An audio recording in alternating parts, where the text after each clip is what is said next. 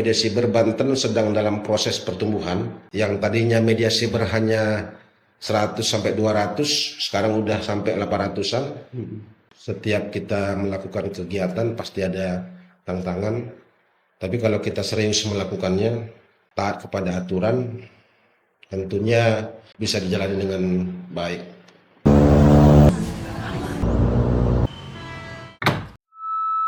Semua suara layak didengar. Bismillahirrahmanirrahim. Assalamualaikum warahmatullahi wabarakatuh. Salam sejahtera untuk kita semuanya. Balik lagi kembali bersama saya di program Suara Kita, ruang untuk mendengar, berbagi, dan menyuarakan hal-hal yang sering terlewat. Hari ini kita akan membicarakan tentang kondisi media cyber di Provinsi Banten, apa saja tantangannya, bagaimana harapan, serta langkah yang bisa kita lakukan ke depan. Bersama saya sudah hadir Ketua SMSI Provinsi Banten, Pak Lesman Bangun. Mari kita sambut. Apa kabar, Pak?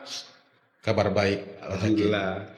Terima kasih nih Ketua udah nyempetin hadir, bahkan kondisinya dalam kondisi kurang fit ya gitu. Ya tapi ya alhamdulillah ini menjadi apresiasi bagi kami. Sekarang Ketua sudah hadir di ruangan ini. Mudah-mudahan nanti pembahasan juga kita bisa membicarakan banyak hal, khususnya tentang media cyber di Provinsi Banten itu Ketua. Mungkin sebelum kita masuk ke pertanyaan-pertanyaan inti Ketua, mungkin para penonton kan ingin mengenal lebih dekat nih Ketua, dari mulai latar belakang, perjalanan, sampai dengan hal-hal yang mungkin nanti bisa menginspirasi kita bersama. Itu Ketua, mungkin bisa memperkenalkan sepak terjangnya lah gitu Ketua. Ya, silakan Ketua. Ya, baik. Terima kasih Mas Jaki. Kita bisa diundang di Suara Kita, yang dimana di Kota Tangerang, Mediantara, SMSI Kota Tangerang yang sangat luar biasa sekali.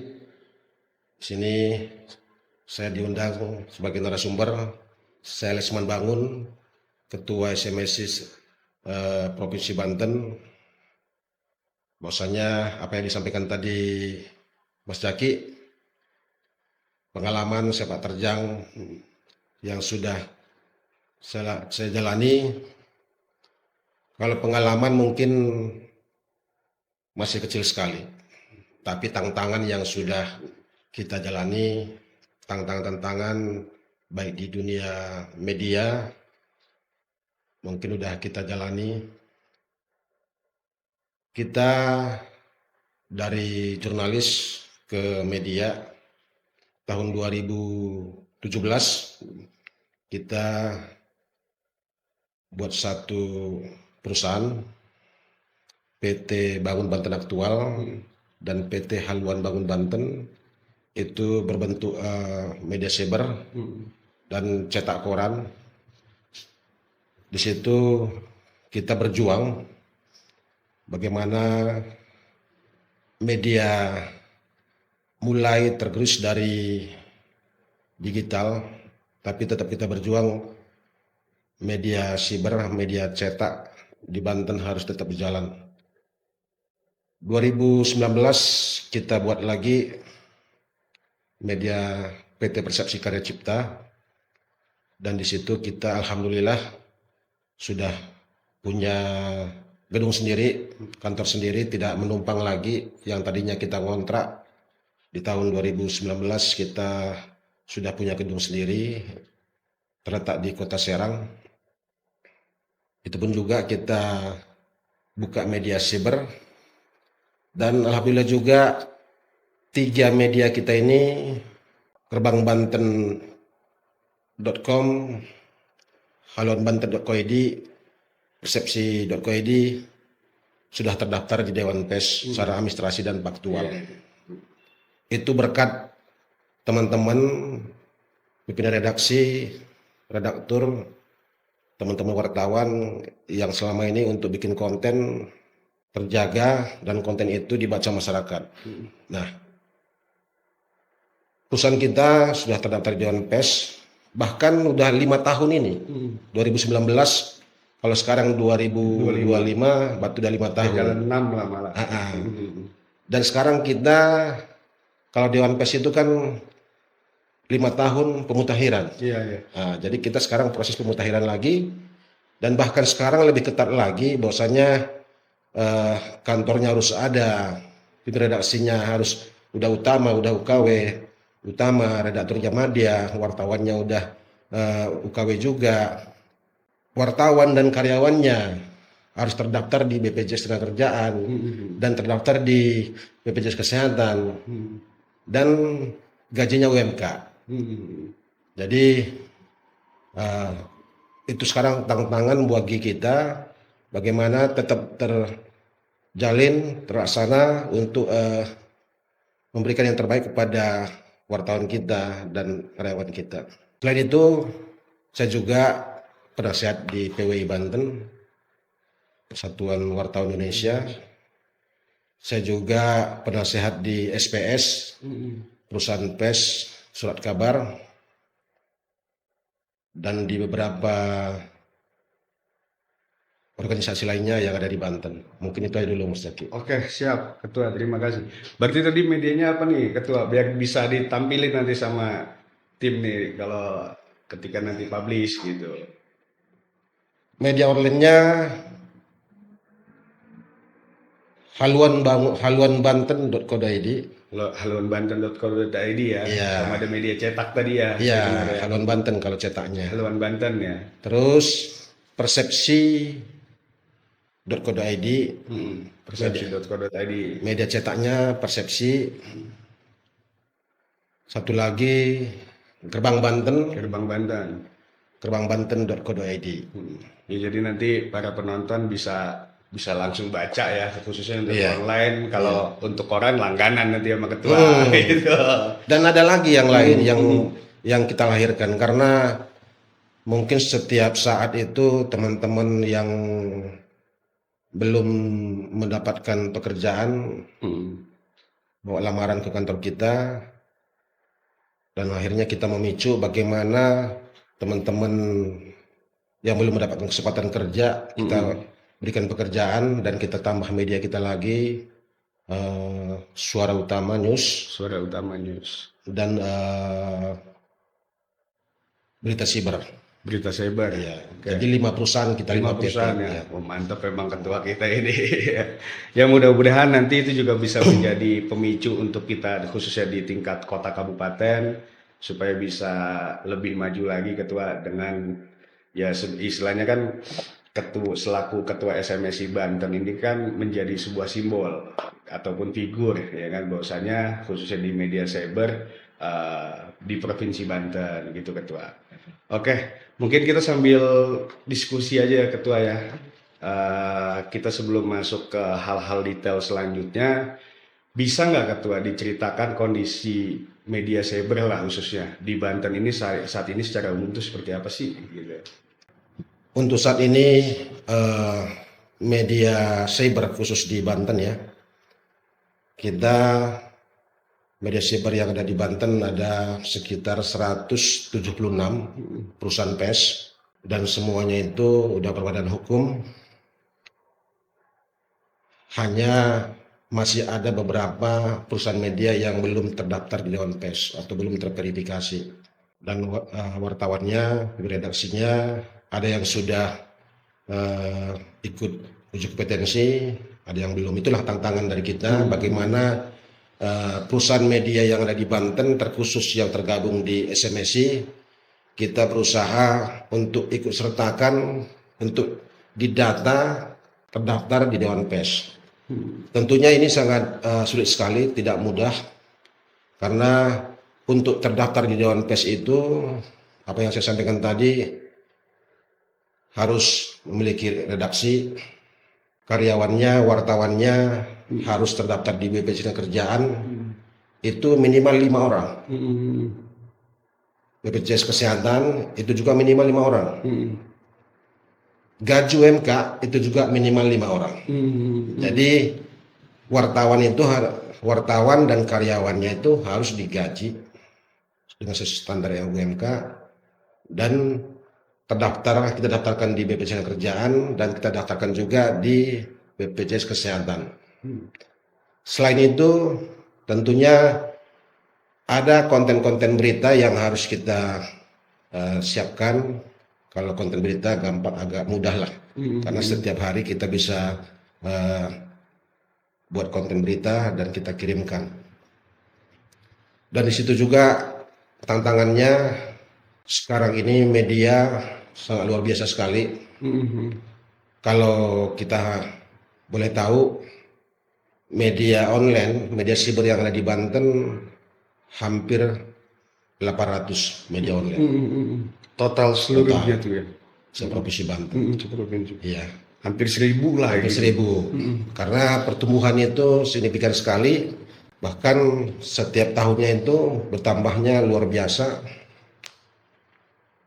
Karena mudah sekali membuat media online, hanya kekurangan perusahaan media, pemilik media belum membuat standar kompetensi perusahaan medianya. Di media online, media siber ada struktur redaksi, ada kotak box redaksi. Sebenarnya struktur organisasi perusahaannya juga ada. Iya, benar. Jadi ada komisaris, ada direktur, ada manajer, ada Iya. semuanya ada. Jadi perusahaan media itu organisasi perusahaannya ada, box redaksi untuk kontennya juga ada. Dan tantangan yang selanjutnya, kurangnya pemahaman teman-teman. Bahwasanya setelah kita bisa membuat web, sudah kita bisa naikin konten berita, rasanya sudah Cukup. Udah seperti cukup. itu. Benar. Padahal masih ada yang harus kita penuhi. Perusahaannya itu harus berbadan hukum, PT khusus PES, terdaftar di pajak, dan harus mempunyai INAPROK sekarang ya. Iya, Dulu e-katalog, sekarang INAPROK versi 6 sekarang, dan itu harus dipenuhi. Iya, benar. Nah itulah teman-teman, kami tidak dapat kue iklan. Kenapa dia tidak dapat? Karena tidak terpenuhi. Iya. Perusahaan medianya belum PKP. Kalau belum PKP tentunya INAPROK-nya juga belum ada. Nah, kalau dia dapat itu harus numpang ke perusahaan media lain. Gitu Mas Eki. Berarti kalau saya simpulkan Ketua, yang pertama tadi media beredar ya di Banten ini khususnya online aja, secara perusahaan aja udah hampir 1000 ya, Iya. 800. Dan kalau nggak salah satu perusahaan tuh bisa menerbitkan 2 media ya maksimal ya. Iya. Nah kalau itu kali 2 kan memang benar-benar ribuan ya. Nah kalau saya tadi mendengar Ketua, jadi kalau saya menganggapnya tadi kan persyaratannya banyak tuh, ketentuannya banyak. Ini kan berarti secara tidak langsung ya keseriusan Dewan Pers ya, dalam artian menerapkan standar profesi, khususnya secara profesi dan profesional. Bahwasanya ya media ini bukan hanya sebatas nulis berita ataupun bahkan ya gimana caranya tadi saya kutip mendapatkan kue tentang publikasi, bukan, tapi juga bersangkutan terhadap turunan kode etik pers ini gitu loh, supaya ya dari mulai regulasi sampai dengan profesionalitas ini ya benar-benar terstandar. Jadi bukan cuman jadi wartawan itu ataupun memiliki media hanya sebatas bisa nulis iklan kan, bisa nulis berita kan, bukan hanya sebatas itu mungkin Ketua ya. Tuh. Nah, terus kita ini kan melihat dalam artian khususnya kalau saya kerucutin di SMSI ya, dalam artian media cyber ya, dalam artian tantangan hari ini kan ya kita juga bukan cuman bersaing dalam konteks sesama pelaku usaha, tapi juga di media sosial, ada influencer, juga mungkin production house, hal-hal yang berbau media ini kan konteksnya cukup luas. Nah itu kira-kira kondisi seperti itu apakah menjadi masalah ataupun seperti apa tuh tantangannya tuh Ketua terhadap hal-hal itu? Tantangan tentunya pasti ada. Setiap kita melakukan kegiatan pasti ada tantangan. Tapi kalau kita serius melakukannya, taat kepada aturan, tentunya bisa dijalani dengan baik. Contoh, Dewan Pers sudah melakukan workshop, memberikan himbauan memberikan saran bahwasanya tolong dipersiapkan perusahaan medianya dan ini persyaratannya, ditambah dia melakukan juga UKW uji kompetensi wartawan gratis. Ya, pernah kita alami juga wartawan kita udah berapa kali mendapatkan ikut uji kompetensi wartawan baik muda atau madya secara gratis. Nah, ada juga memang mandiri. Nah, di saat ini itulah kita perusahaan media sebagai penanggung jawab, direktur ataupun pimpinan redaksi harus sigap, harus tahu kapan waktunya ada verifikasi, kapan waktunya ada uji kompetensi, kapan waktunya anggaran muncul, kapan waktunya rapat anggaran, kapan waktunya ketok palu anggaran, dan kapan mulai. Kita harus sigap, harus mengerti dan bisa baca bahwasanya anggaran APBD Provinsi Banten sudah berjalan dan ini sebentar lagi anggaran perubahan. Anggaran perubahan sebentar lagi sudah berjalan. Kalau kita tidak memahami, ya kita nggak mungkin dapat apa-apa. Iya benar-benar. Habis itu ada yang teriak-teriak. Dan cuma menunggu kebagian. Tapi kalau kita memahami anggaran perubahan APBD Provinsi Banten, udah ketok palu contoh. Dan kita udah bisa melakukan kegiatan-kegiatan dan bikin surat untuk penawaran kepada SKPD ataupun BUMN. Jadi mungkin kan kalau kita tarik dalam sisi usaha ya, karena kan SMSI mungkin pengusaha lah gitu ataupun pemilik media. Jadi kan dalam sisi prakteknya juga bukan hanya sebatas tadi saya kutip mungkin kepasifan ya. Ya namanya usaha berarti sama halnya juga dengan tantangan di profesi lain, maksudnya harus ada proaktif juga ya tadi mengenal kondisi sampai dengan kalau kita bermitra stakeholder dari pemerintah kita harus kenal cara main mereka, aturan dari mereka sampai dengan jadwal-jadwal yang mereka tetapkan kan gitu ya ketua ya. Ya itu yang mudah-mudahan nanti jadi pandangan baru dan juga jadi inspirasi bagi teman-teman khususnya pelaku usaha media cyber khususnya umumnya di Provinsi Banten. Dan ya tadi seperti yang ketua sampaikan. Nah, cuman kalau kita balik lagi ketua, itu tadi dari sisi bisnisnya ataupun dari sisi usaha. Sekarang mungkin kan akhirnya kalau saya ambil pemahaman kita ya, mungkin juga pemahaman para penonton, akhirnya kan sebenarnya media ini kan berfungsi dalam tanda kutip kepercayaan publik, yang mungkin nanti parameternya diukur dari sisi ya pembacanya, engagementnya, ya daya jangkaunya lah gitu loh.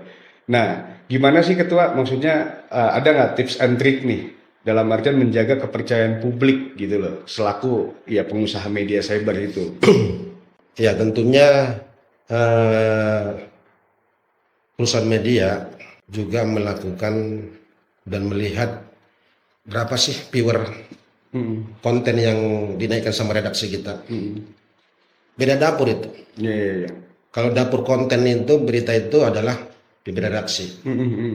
Kalau perusahaan media itu dia melirik bagaimana dia ngambil kebijakan biar nantinya konten berita ini bisa laku di pasaran dan bisa dibaca sama masyarakat dan tidak jenuh.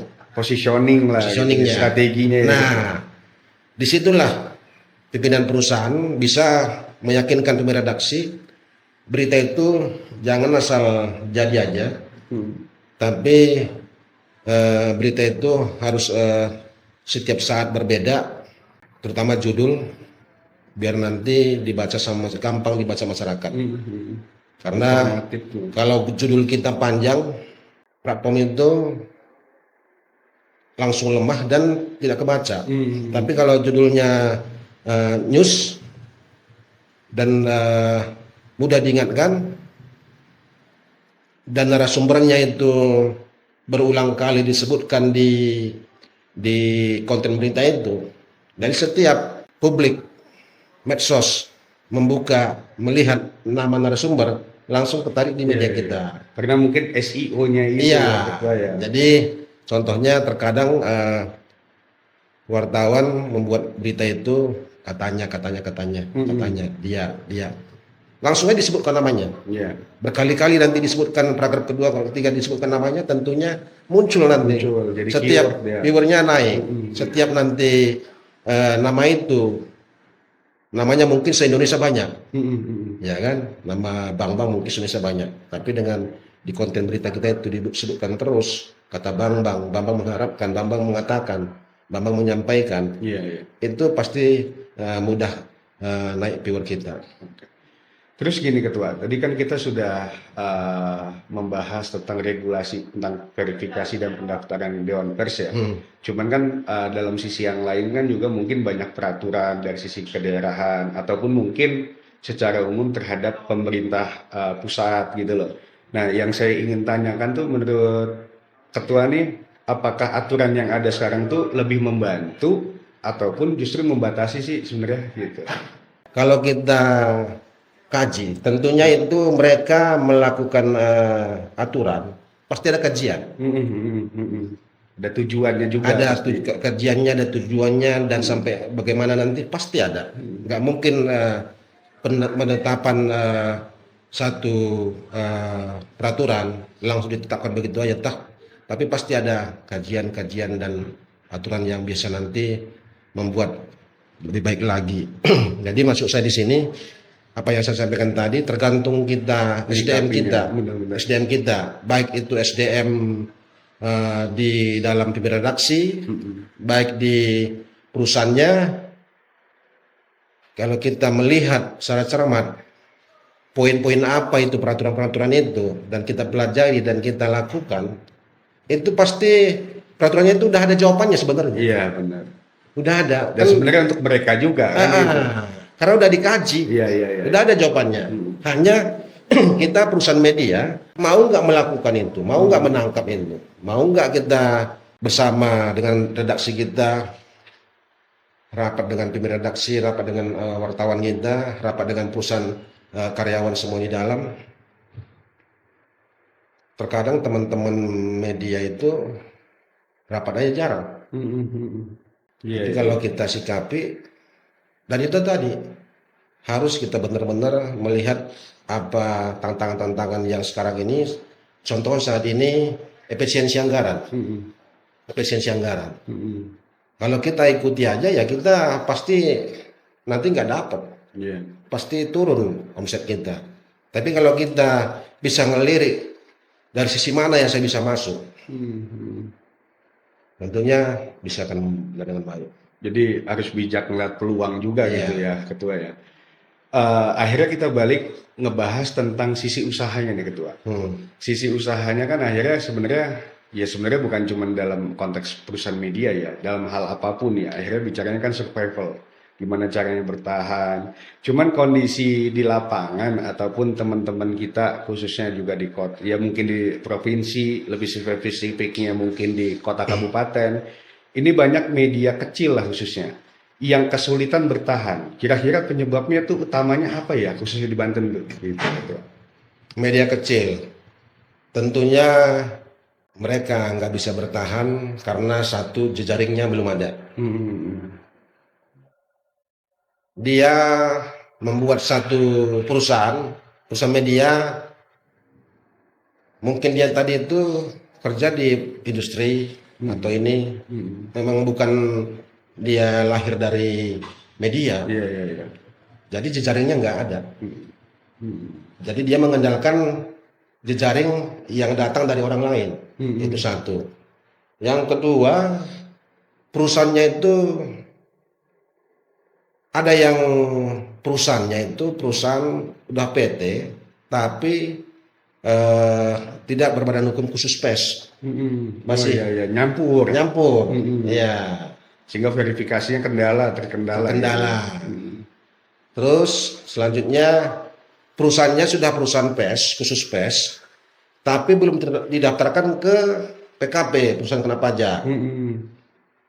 Sekarang ini semua kegiatan-kegiatan yang baik di industri ataupun yang lainnya itu harus udah perusahaan PKP dan taat pajak. Jadi istilahnya kunci bertahan lah kalau saya simpulkan ya. Tadi pertama jejaring ya. Jejaring. Terus kedua ya kelengkapan, karena percuma kita punya jejaring nggak lengkap juga, istilahnya stakeholder apalagi pemerintah ya Iya. susah untuk mengakomodir, Iya. karena kan ya pertanggungjawaban anggaran, terus juga mungkin penggunaan anggarannya itu kan juga ya tidak terpisahkan dari sebuah pertanggungjawaban tuh terhadap verifikasi dan kelengkapan data. Mungkin itu ya Ketua ya. Iya.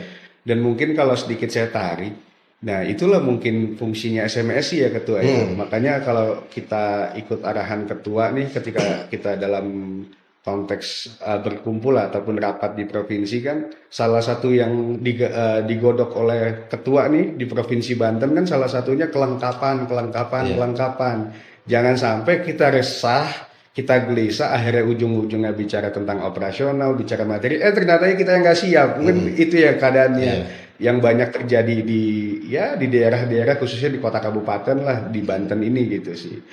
Nah, terus mungkin Ketua, langkah apa nih yang paling realistis nih agar misalnya media bisa punya model bisnis lah yang lebih berkelanjutan gitu loh. Mungkin bukan cuma hanya dari sisi pemerintah, tapi juga ya karena kalau saya ngelihat kan profesi yang bisa masuk kemanapun sebenarnya kan media. Sisi politik media bisa, sisi sosial bisa, sisi usaha UMKM ataupun perusahaan juga butuh media. Sampai dengan hal-hal yang ya hal-hal kecil lah, sampai kayak aktivitas-aktivitas publikasi yang lain kan ya itu hampir semua aspek lini kehidupan kan butuh media. Nah kira-kira seperti apa tuh Ketua? Tadi kita tantangan. Sekarang apa harapan kita? Bagaimana biar nanti pusat media ini bisa bertahan, bahkan bisa lebih maju lagi. Nah, proses pertumbuhan media cyber di Banten itu sangat tinggi sekali. Hanya terkadang teman-teman ini tidak melihat konten-konten yang dia naikkan itu hanya naik di media, di webnya aja, tapi mereka tidak membuat Instagram. Contohnya kita suara kita Mediantara. Ada FB-nya, ada Instagram-nya, ada TikTok-nya, ya kan?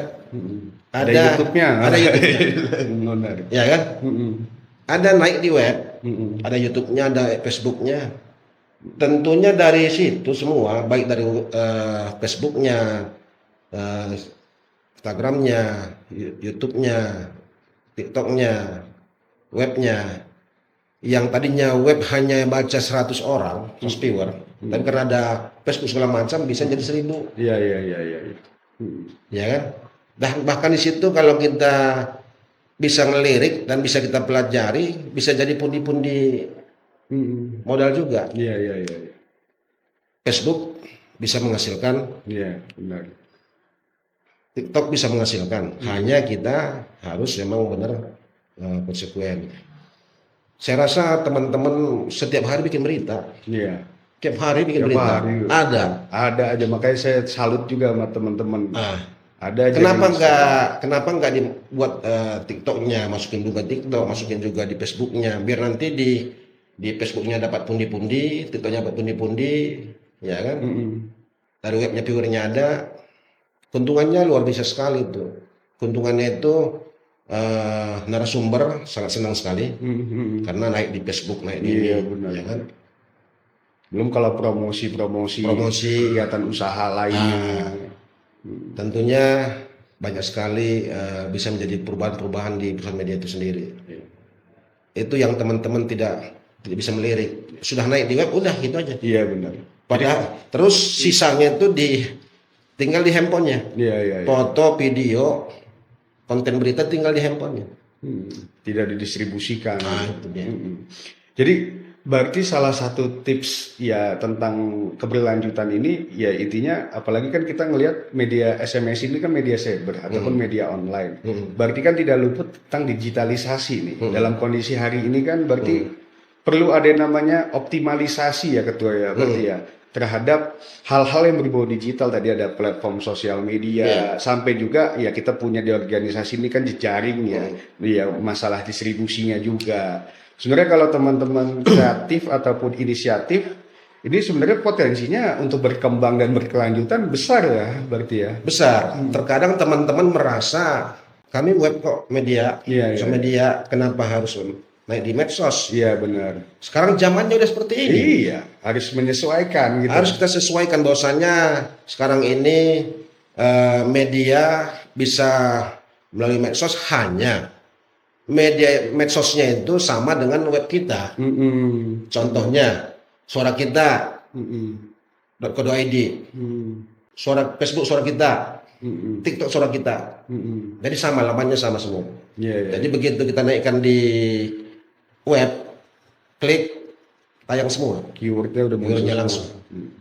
Nah itu yang mungkin nanti kedepannya mudah-mudahan kita bisa sama-sama ngebangun itu, Ketua. Nah berarti kan dalam situasi ini kan sebenarnya kita bukan cuma dihadapkan tentang tantangan daerah bahkan, Ketua. Iya. Bahkan tantangan zaman kan gitu. Nah bagaimana nih peran SMSI Provinsi Banten memposisikan diri dan peran utama apa tuh yang akan diambil oleh organisasi SMSI Provinsi Banten?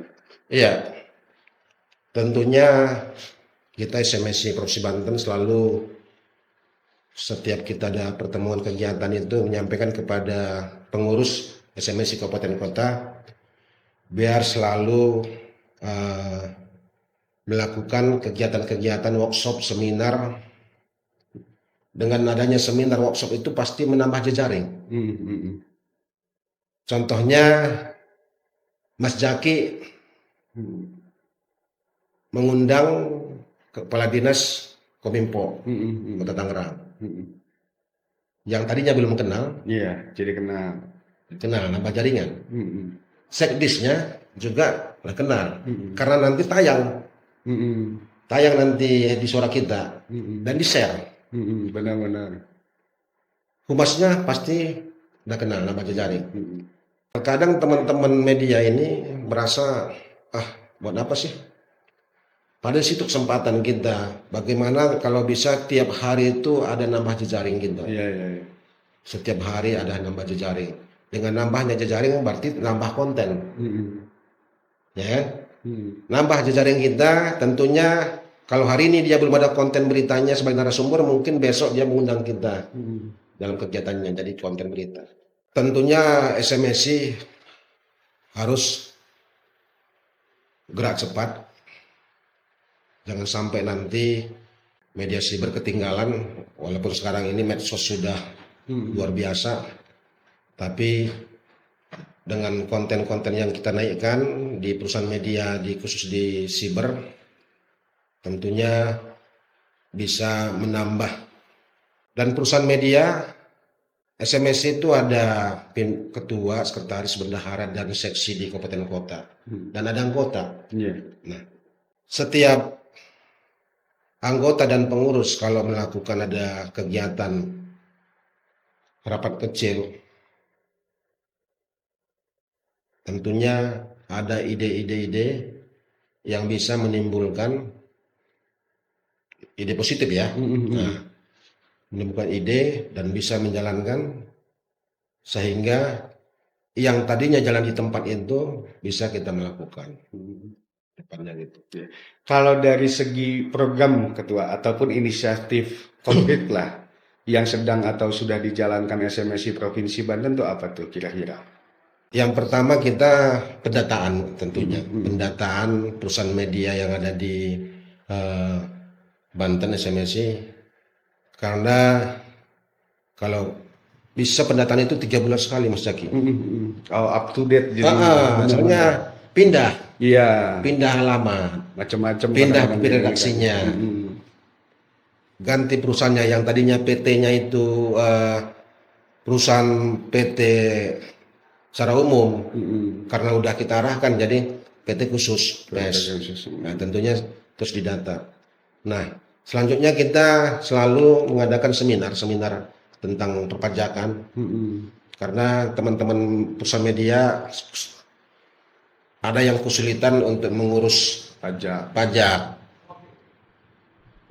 karena pajak ini benar-benar nggak bisa kita ajak damai.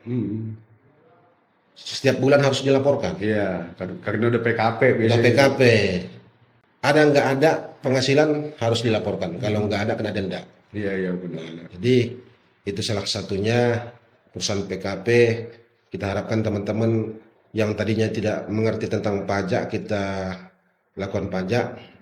Terus walaupun kita perusahaan media, di perusahaan media ini tentunya wartawan itu karyawan kita. Iya. Wartawan itu karyawan kita. Tentunya kita juga selalu mengingatkan kepada pimpinan redaksi yang ada di Banten ini untuk menambah keterampilan teman-teman tentang kode etik yang lainnya, biar nanti konten berita yang dihasilkan itu benar-benar independen. Nah kemarin itu kan saya balik lagi ke soal salah satu targetnya SMSI Banten kan tuh tadi saya kutip kan jejaring ya. Kemarin juga habis ngasih penghargaan ya ketua ya. Iya. Dalam salah satu rangka jejaring kan langkah konkretnya seperti itu ya. Iya. Ke siapa aja tuh ketua yang mungkin bisa di-share ke teman-teman yang sudah dilakukan sama saya juga ini kan mendengar hasil rapat terakhir kita tuh terhadap SMSI Award ya. Nah, ataupun nanti siapa target-targetnya ataupun yang sudah itu siapa aja tuh kira-kira Iya. ketua. Tentunya kita melirik stakeholder ataupun teman-teman jejaring kita yang dianya memang benar-benar memihak kepada PES,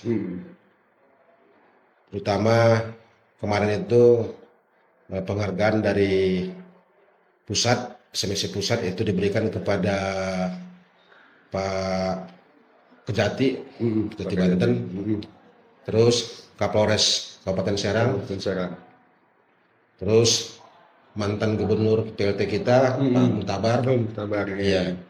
Jadi dan banyak lainnya, dan itu tidak asal kita kasih aja Mas Jaki. Iya, ada penilaian. Ada penilaiannya, khusus ya. kriterianya pasti ada, kenapa dia mendapatkan, seperti apa, dan kapan waktunya, dan apa saja yang sudah dia lakukan dengan PES, khususnya di media, seperti itu. Jadi kalau kita simpulkan juga media ataupun pers ada pilar demokrasi, sebenarnya kita kasih penghargaan itu juga salah satu penjaga sebuah pilar demokrasi kan, Iya. sebenarnya gitu ketua Iya. ya.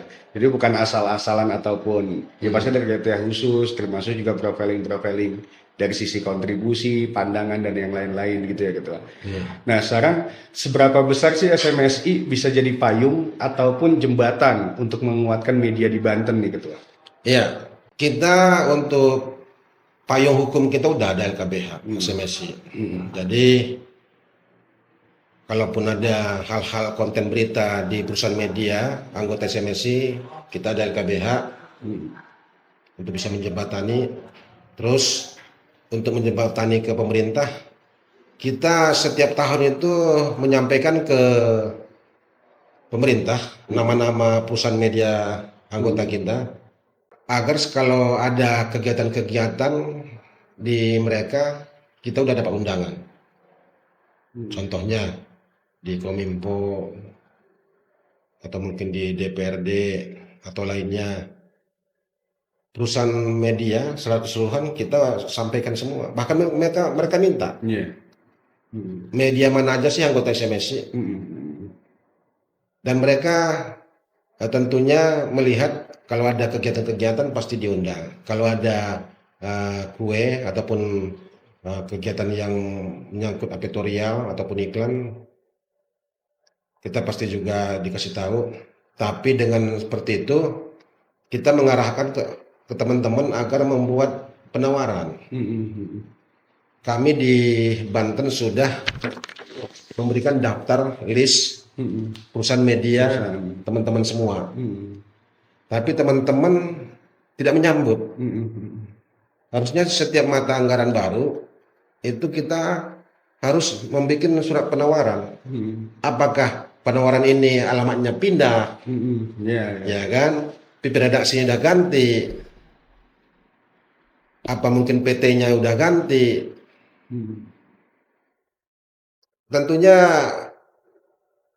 dinas ataupun teman-teman stakeholder itu sangat mengharapkan itu sekali.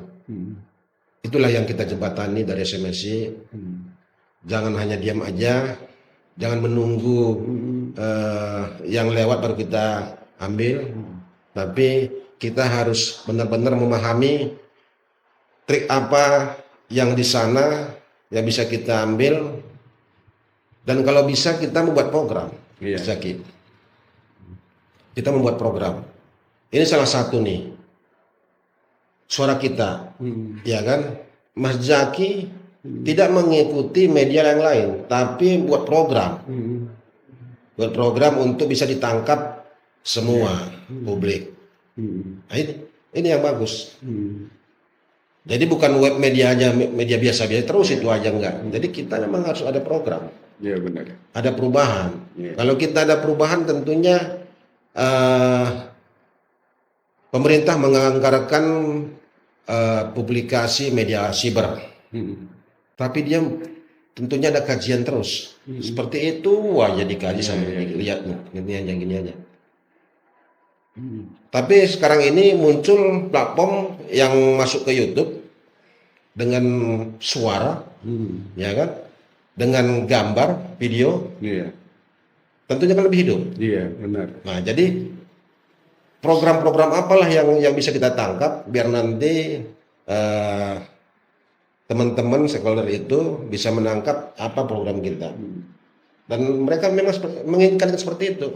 Kalau yang sudah ada kita ikutin aja, ada publikasi normatif online, ini itu seperti anak SD, anak SMP aja. Jadi kalau saya tangkap harapan ketua nih, mungkin gini ya ketua ya. Ini kan ekosistem media besar ya, otomatis potensinya besar. Nah sekarang lebih arahnya ya kita juga harus berbenah secara individu, secara perusahaan sendiri, termasuk juga organisasi. Jangan cuma hanya nunggu kan gitu ya ketua. Tapi gimana caranya potensi yang besar ini bisa dimanfaatkan dengan baik sehingga juga hasilnya baik. Mungkin itu ya kalau yang saya tangkap harapannya, karena tentunya tantangan sampai dengan rintangannya juga sebenarnya bukan cuma hanya sebatas menjadi tanggung jawab dan urusan seorang ketua provinsi Banten SMSI-nya nih, tapi juga tanggung jawab kita semuanya, khususnya juga penopangnya yaitu di kota dan kabupaten, termasuk juga di bawahnya ya anggota-anggota media tersebut gitu ya ketua ya. Nah kira-kira ketua dalam waktu ke depan nih, baik singkat ataupun jangka panjangnya, nah kira-kira ada program prioritas nggak yang ketua ingin segera wujudkan gitu? Iya, nanti kita di bulan 10 bulan 11 kita ada musrok, provinsi.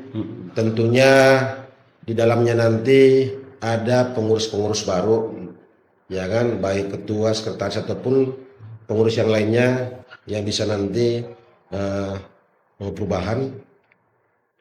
Yang saya tekankan kepada teman-teman, perbaikilah SDM kita. Perbaikilah SDM kita. Jangan menunggu apa yang ada, tapi buatkanlah program yang bisa dilirik sama pemerintah, bisa dilirik sama industri, bisa dilirik sama BUMN, BUMD. Nah, bisa dilirik sama swasta. Kita sebenarnya bisa dengan melakukan tadi yang saya sampaikan tadi itu. Web kita naik di web, naik di Facebook, naik di ini. Tentunya kalau di Facebook, di TikTok itu bisa kita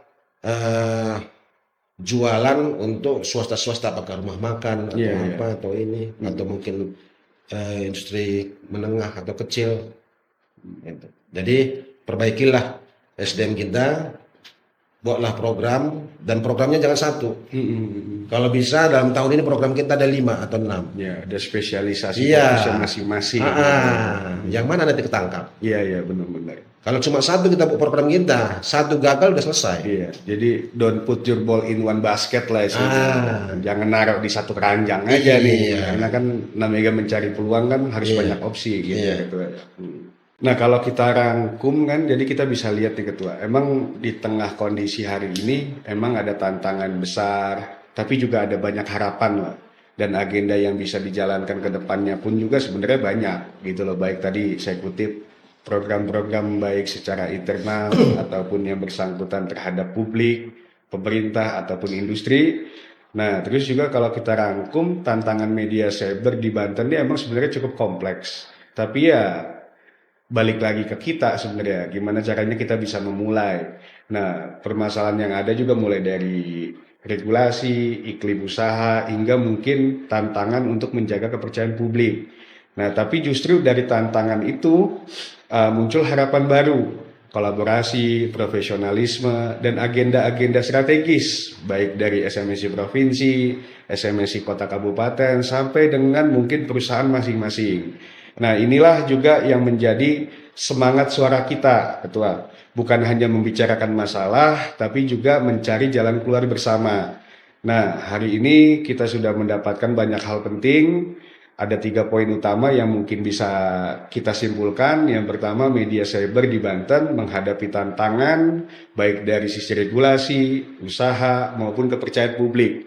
Dan yang kedua, SMSI Provinsi juga punya peran penting sebagai penguat dan penjembatan kepentingan media anggota dengan stakeholder. Yang ketiga, ya langkah-langkah ke depan ataupun roadmap-nya harus diarahkan pada kolaborasi, profesionalisme, dan keberlanjutan usaha. Nah, kalau menurut Ketua, kira-kira mungkin bisa singkat aja Ketua, langkah paling realistis agar media cyber di Banten bisa lebih kuat itu seperti apa? Iya, kita harus benar-benar menanggapi yang pertama, verifikasi dan standarisasi media tetap kita jaga. Kita harus mendorong verifikasi ke Dewan Pers untuk didata. Yang ketiga, kolaborasi dengan lembaga pers nasional harus kita juga bersama-sama. Peningkatan kapasitas SDM baik di struktur perusahaan dan struktur di redaksi. Pelatihan jurnalistik harus kita tingkatkan. Literasi digital, karena kita cyber, literasi digital, pelatihan harus kita tingkatkan. Kolaborasi media, pemerintah dan publik perlu kita jaga dan terus kita lakukan. Perlu juga transparansi dan sinergi positif dan etika independensi. Edukasi kode etik jurnalistik jangan sampai ketinggalan. Karena media tidak jadi corong politik praktis, tapi menjadi corong publik untuk umum. Bukan hanya untuk politik aja, tapi untuk umum. Tentunya harus kita lakukan untuk inovasi dan masa depan. Media pers berpeluang, jurnalismenya harus kita data dan multimedianya juga harus kita tingkatkan. Potensi dari model berlangganan komunitas CSR juga jangan kita lewatkan, karena di media itu ada pemerintahan, ada BUMN, ada BUMD, ada industri menengah ke bawah, ada juga swasta, ada UMKM. Nah, semua itu harus kita benar-benar bisa melihat. Karena media lokal itu sebagai agen perubahan media sosial. Selanjutnya, media cyber Banten sedang dalam proses pertumbuhan. Karena apa yang saya sampaikan tadi itu, pertumbuhan ini setiap hari, setiap jam ada pertumbuhan. Tantangan nyata yang hadir itu bisa kita lihat, yang tadinya media cyber hanya 100 sampai 200, sekarang udah sampai 800-an. Namun harapan tetap terbuka lewat profesionalisme, kolaborasi dan inovasi yang kita lakukan. Nah, tentunya kalau kita melakukan dengan benar-benar, tidak menunggu. Kalau saya, pengalaman saya, Mas Jaki, saya mengejar. Bahkan mengejar yang belum pasti. Itulah yang tadi program tadi itu. Hmm. Kalau dia CC program itu udah pasti, Iya. tapi kalau nggak dia CC berarti belum pasti. Iya. Kalau saya bikin program itu awal tahun itu 6 sampai 7, ya mudah-mudahan 2 kepake sama kolega kita. Kalau bisa kepake 3 sampai 4 ya berarti kita udah bisa melakukan 3 bulan ke depan itu udah aman. Tapi kalau kita hanya ada program 1 atau 2 saja, itu stagnan aja nih. Karena kita harus bayar karyawan, bayar wartawan, bayar BPJS-nya, kesehatannya, tenaga kerjanya. Kalau kita bisa itu 100 sampai 120 per bulan. Jadi tentunya dengan adanya seperti itu, kita program itu kita perkuat. Dan harapan kita program itu tentunya ada kajian. Ada kajian dari sesama kita redaksi. Nah, kenapa kita ada program A? Tentunya kita ada kajian sesama teman semua nih. Iya, Kita putuskan, kita kaji, dan kita putuskan, oke, kita buat program, kita usulkan gitu. Oke, baik. Terima kasih Ketua SMSI Provinsi Banten, Bapak Lesmar Bangun telah hadir dan membersamai kita. Dan juga saya Azhari Zaki Al-Kadri pamit dari Suara Kita, sampai bertemu di episode selanjutnya, karena setiap suara layak untuk didengar. Ya, terima kasih Ketua. Terima kasih. Ya, siap. Selalu. Ya, Ketua.